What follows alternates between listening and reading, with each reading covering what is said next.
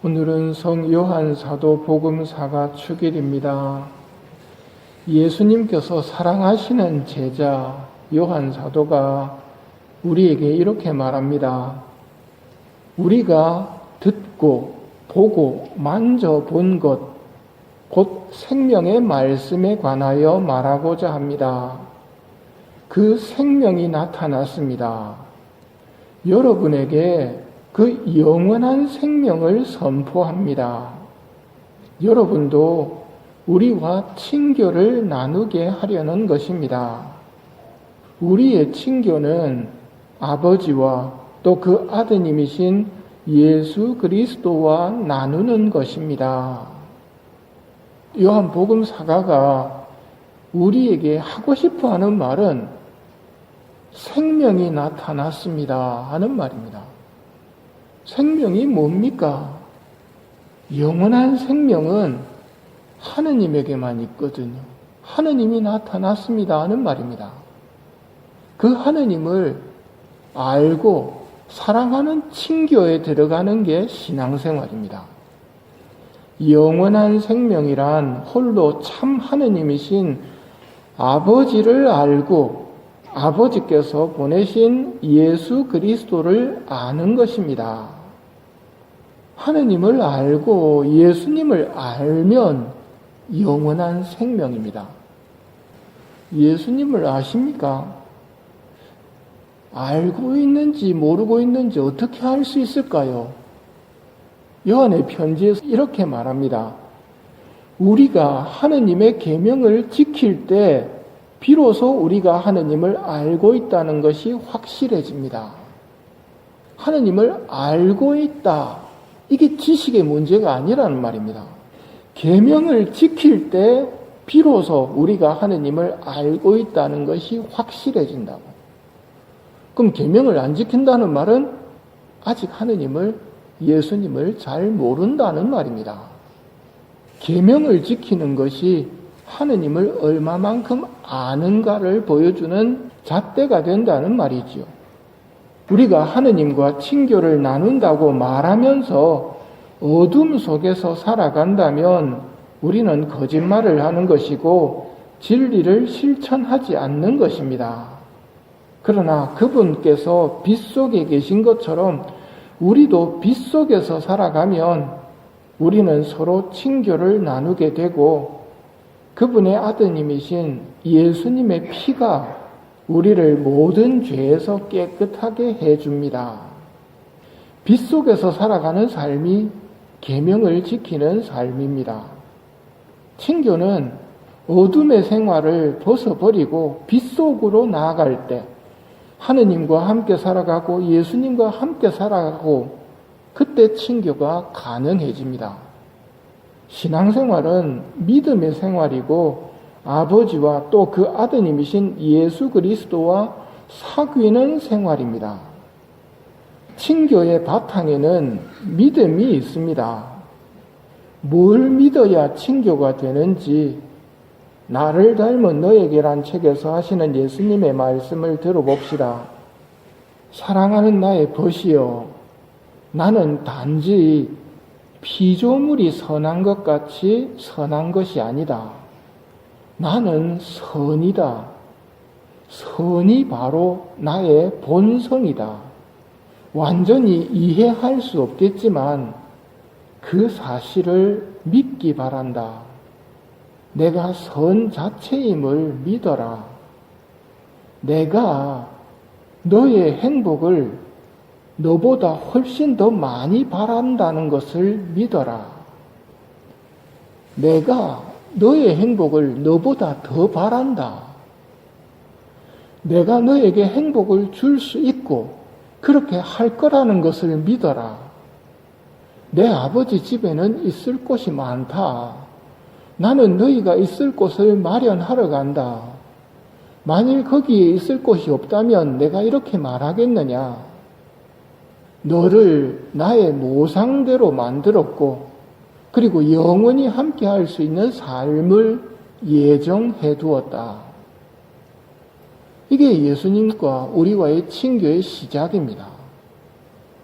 예수님이 얼마나 선하신가를 알아야 하고, 예수님이 내 행복을 누구보다 바라시고, 단순히 지나가는 이 세상에서의 행복이 아니라 영원한 세상, 아버지 집에서의 영원한 행복을 예정해 두셨다고 말씀하십니다. 아담과 하와는 자기들이 하고 싶은 대로 하려다가 낙원을 잃어버렸다. 분명히 말한다. 너의 주님을 두려워하고 그분의 길을 믿고 걸으면 행복해질 것이다. 하느님을 모르고 지식으로 알면 주님을 두려워하지 않습니다. 집회서 19장의 말씀 공동번역입니다. 주님을 두려워함은 지혜의 전부이며 율법의 완성이 그 속에 있다. 또 주님의 전능을 아는 것도 그 속에 있다. 주님을 두려워함이 지혜의 전부이고 율법의 완성이 주님을 두려워함 속에 있다.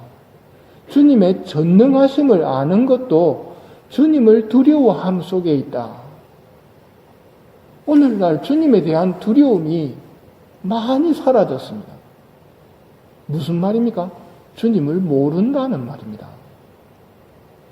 요한복음 사가가 우리에게 들려주고 싶은 것은 행복입니다. 행복. 우리의 친교는 아버지와 또 그 아드님이신 예수 그리스도와 나누는 것입니다.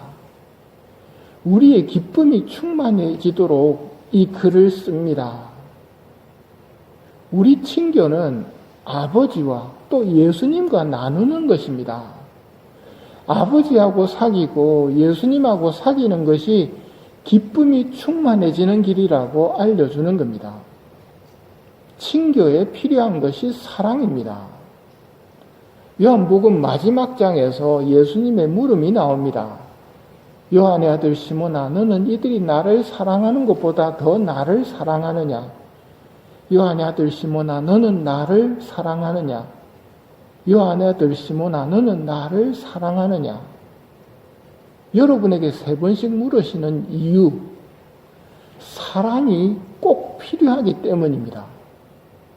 에이, 신부님, 그냥 하느님이 한 분이심을 믿으면 안 됩니까? 좋은 일입니다. 그러나 마귀도 그렇게 믿고 두려워 떱니다. 믿음만 가지고는 안 됩니다. 믿음과 희망과 사랑, 그 중에 제일은 사랑입니다. 사랑이 있어야 합니다. 사랑이 있어야 친교가 가능해지고 모르는 사람하고는 사랑할 수가 없겠지요. 오늘날 우리가 하느님을 사랑하지 못하는 이유는 하느님을 못 보게 하려는 작전이 펼쳐지고 있기 때문입니다. 누가 그런 작전을 펼까요? 당연히 마귀겠지요. 인간이 하느님을 알면 하느님 말고는 아무것도 아니라는 것을 알기 때문에 그걸로 끝입니다. 그래서 마귀는 무슨 수를 써서라도 하느님을 못 보게 방해를 합니다. 그러면 하느님을 가리기 위한 방법으로 사용하는 도구가 뭘까요? 악한 것들을 이야기할까요? 아, 저거 악한 거다 하면 물지를 않습니다. 그럼 뭘 제시하면 덜컥 물까요? 사랑을 이야기합니다. 그래서 형제들하고 서로 친교의 인사를 나누고 성당 안에서도 사람들하고 인사를 나누고 뭐 하고 있는 걸까요? 하느님을 못 보게 하는 겁니다. 인사하는 동안 뭘 봅니까? 사람을 쳐다봅니다. 하느님만 못 보게 만들면 성공이거든요. 저것끼리 아무리 쳐다봐도 마귀는 겁날 게 없습니다.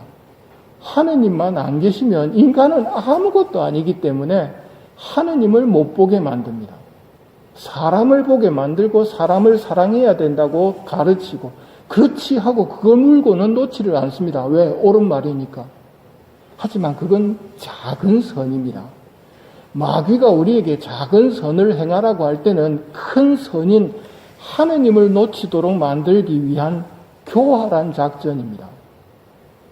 하느님을 놓치면 안 됩니다. 성당 들어오면서도 하느님을 놓치면 떠듭니다. 떠든다기보다도 친교의 시간을 가지지요. 잘 있었냐고. 뭐 하고 있을까요? 하느님을 잊어버리고 있는 과정입니다. 미사가 끝나면 하느님을 잊어버리도록 만들려고 합니다. 뭐 하면서요? 서로 박수치고 수고했다고 하면서 하느님만 잊어버리면 되거든요. 하느님만 모르면 친교가 안 되거든요. 그러면 우리가 해야 할 일은 하느님을 잊지 않도록 해야 됩니다. 성경을 읽고 기도하고 묵상하며 하느님을 알게 해주시기를 청해야 합니다. 우리의 친교는 아버지와 또 그 아드님이신 예수 그리스도와 나누는 것입니다. 여기에 기쁨 충만이 있다는 것을 요한복음 사가가 이야기하는 겁니다. 하느님께서 우리 마음의 눈을 새롭게 밝혀주시어 하느님을 눈으로 뵙고 알아서 보이지 않는 하느님을 사랑하도록 우리 마음을 이끌어 주시는 시기가 성탄 시기입니다. 아기 예수님을 바라보십시오. 하느님을 알아야 사랑할 수 있습니다. 예수님을 바라보십시오. 그분과 사랑에 빠지도록 기도하십시오. 거기에 참 행복이 있습니다. 성령님께서 사랑의 불을 우리에게 붙여주시기를 기도하며 이 미사를 봉헌합시다.